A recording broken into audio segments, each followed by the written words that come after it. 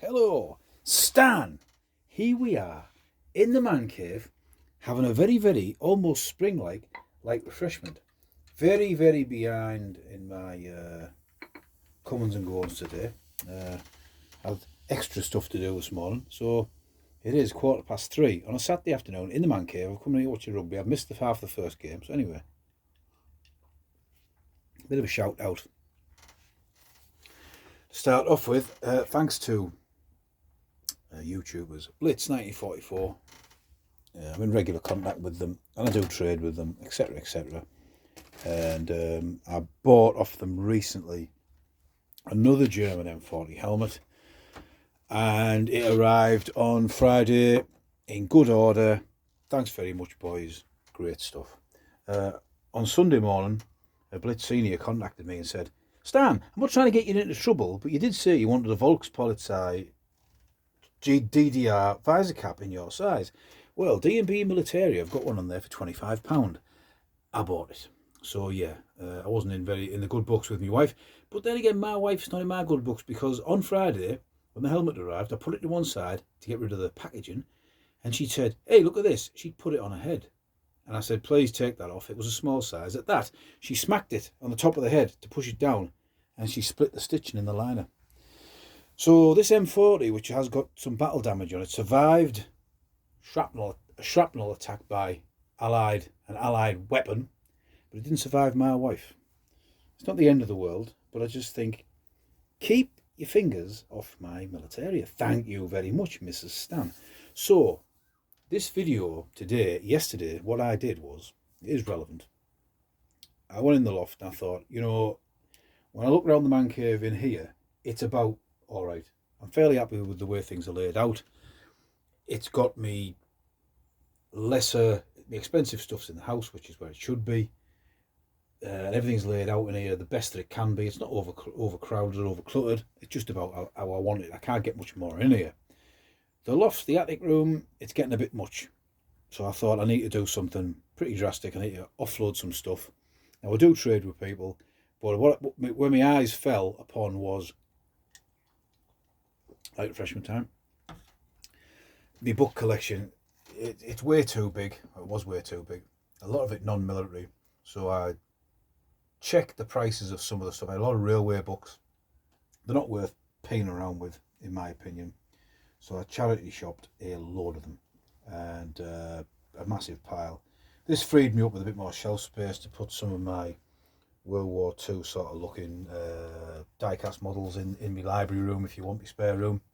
But I also had quite a decent sized collection of die-cast model cars from leftovers of a bigger collection I had. And I thought, well, if I get rid of all them, barring the odd few that I could keep for sentimental purposes, which I did, sell them on eBay. And when I went into the Eves to get the boxes out for them, I found more that I thought I'd sold I hadn't sold. Got them out, and as I was bringing the bag down, I dropped it, and all these fell out. And the reason I'm doing them is because my cousin is a sort of amateur, runs his own, I think, YouTube channel. He's coming around for them on Sunday. He's a bit of an historian for Middlesbrough Football Club. And I'd said to him, I've got loads of old programmes from the 1982-83 season. And if you want them, they're yours. I thought I'd sold them, but I haven't. So, what is the story with these, Stan? I thought you were in the army cadets in 1983. Well, I was. But for that one season, 82-83, and a bit into the 83-84 season, I went to watch Middlesbrough Football Club, which is across the river from where I live. And I remember it really well, simply because there was only a season and a bit that I went to watch.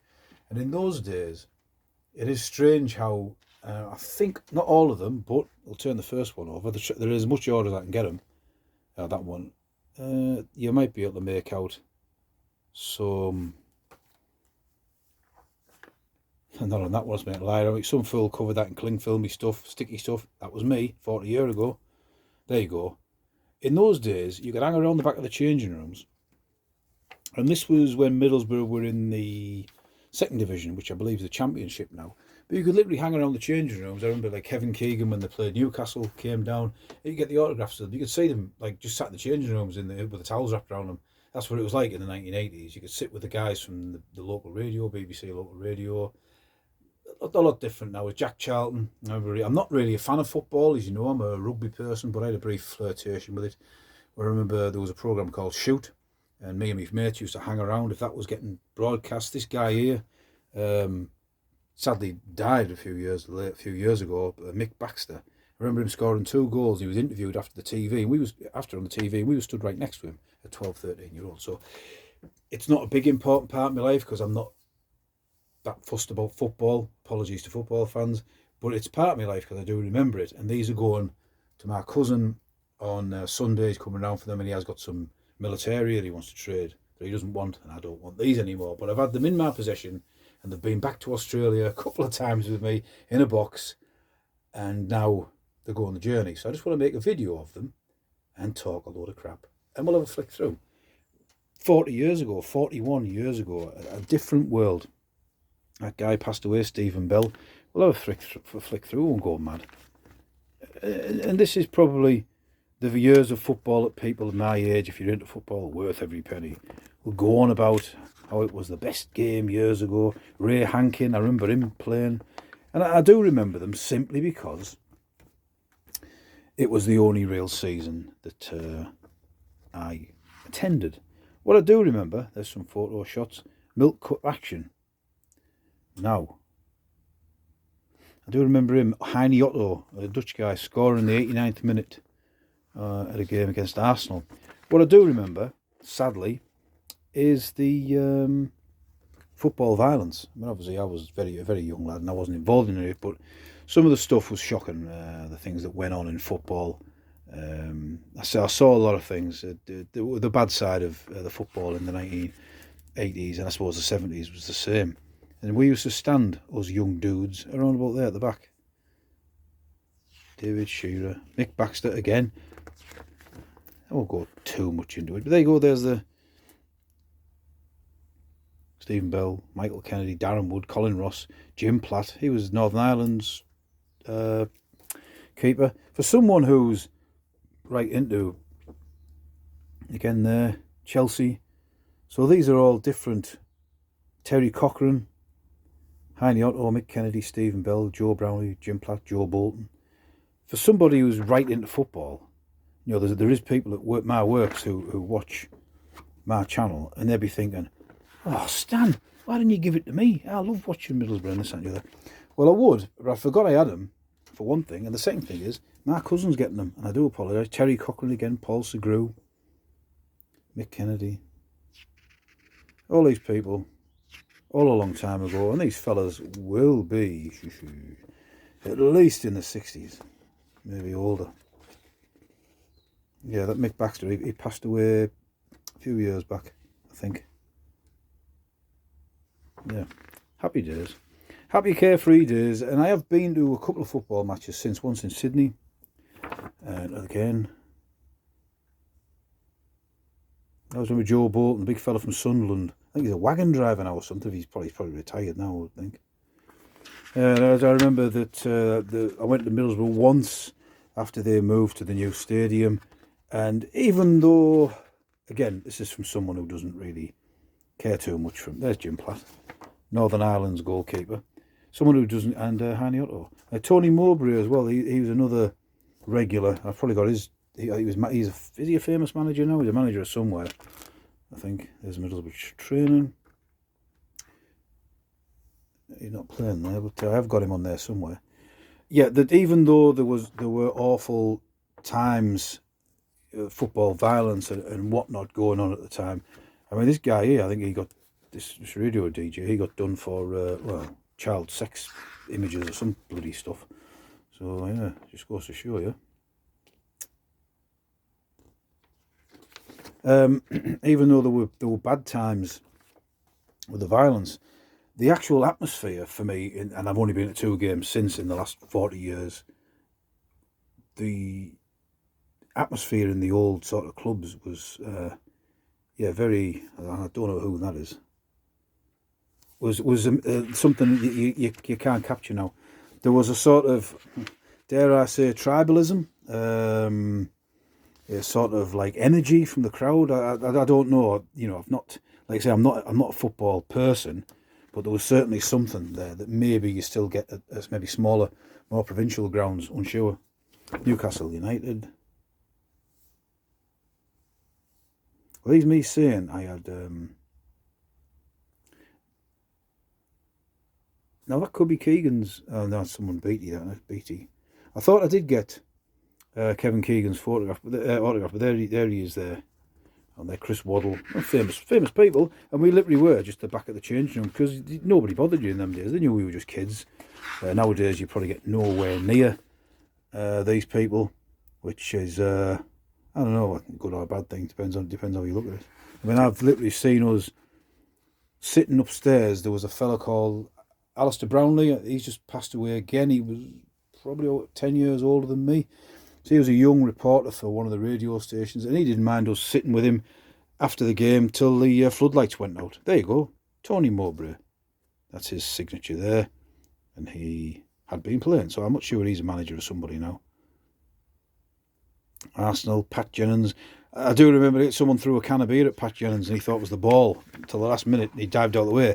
That sort of thing is awful, but yeah, that was the way things were then. Football's moved on, I believe. I mean, Tony Mowbray again. I'm not a football person. I've got the rugby on in the background. Nothing against football at all, or anyone who watches it. Fair play to you.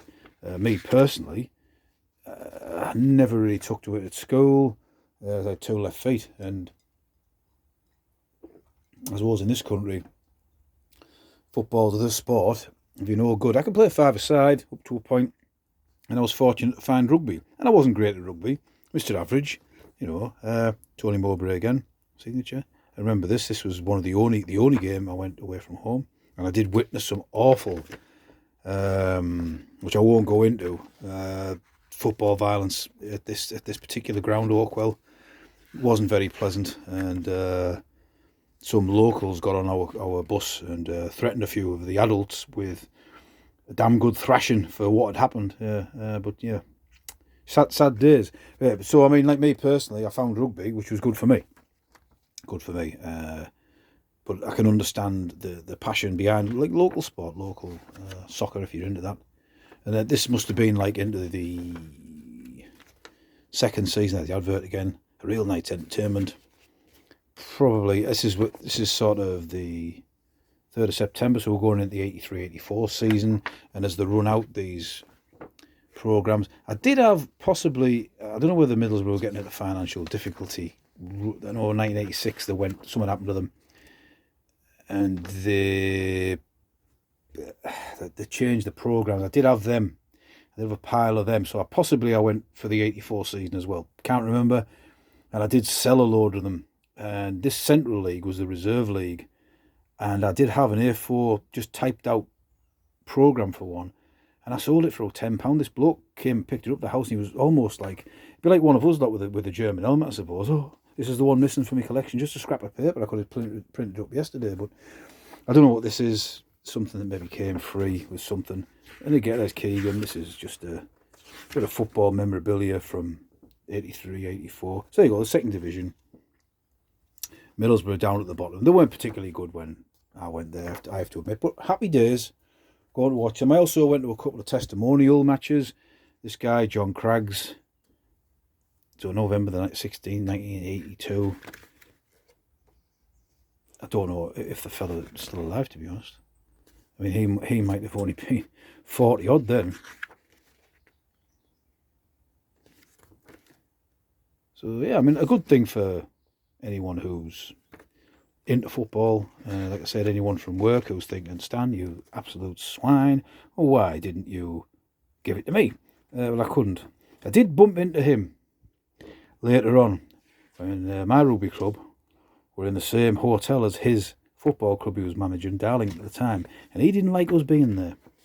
Well, that's just called hard luck, because, yeah, anyway, that was a long time ago as well. Kevin Keegan, special guest, Graham Souness, all these famous people.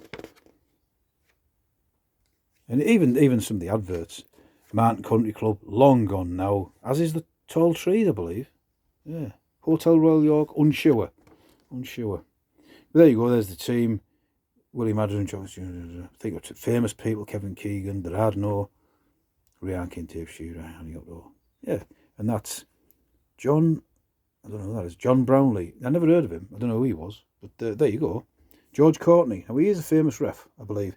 And it was either this one or this one where Bobby Robson was the England manager. So this is Wilf Mannion, George Hardwick. And I remember when some of my younger little relatives were still at primary school, and I took one of them down to a fete, and there was Wilf Mannion. He signed a football for my little sister. That was many years later, and obviously these two chaps were passed on now. And they had a long career. I believe Wilf Mannion, I think both of them were in the war, served the armed forces. And I don't think football paid as well in those days, 1950s. The adverts are quite nice to look at. And now, I mean, that's Ayresome Park, Middlesbrough Football Club. They no longer play there. There's a housing estate there. Camerons, Blue Star, Sidgefield, Worthingdale, going out tonight, have a Carlin Black label. And all the cars there. Support with your Evening Gazette. Oh, there's Brian Cloughy. And he played for Middlesbrough, I think, at one point. And there's all the, that must be the, excuse me, maybe the clubs they played for, and sure. So who's in the team? You see yourself. John Lukic. Yeah. Maybe a bit boring for you. Anyone who's into football, he'd be good. Be a sport, give us a ring.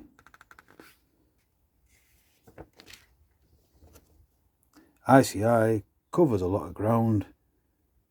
That is the old plant that was not far from here. And let me tell you, that same shot now, there is probably 3 parts of bugger all. It's all been knocked down. Unfortunately, and there's more of it getting knocked down as we speak, simply because it provided well-paid, highly skilled jobs for people in the area. But that is progress, I think. This will be completely, he was the manager when I was there, boring for people who are not into football. I'm not into football myself, but I just thought that I would do this. That could be me, that could be me trying to do their autograph. Something sticks in the back of my mind for that.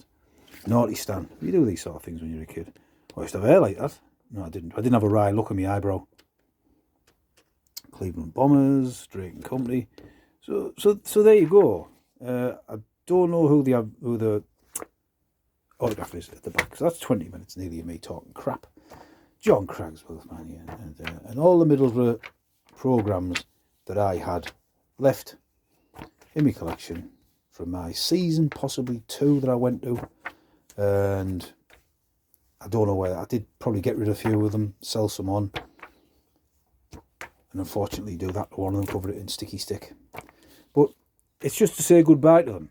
They've been in my life for 41 years, 42 years, and they've been back to Australia twice, and now they're in my current house, and they were stuck in the eaves.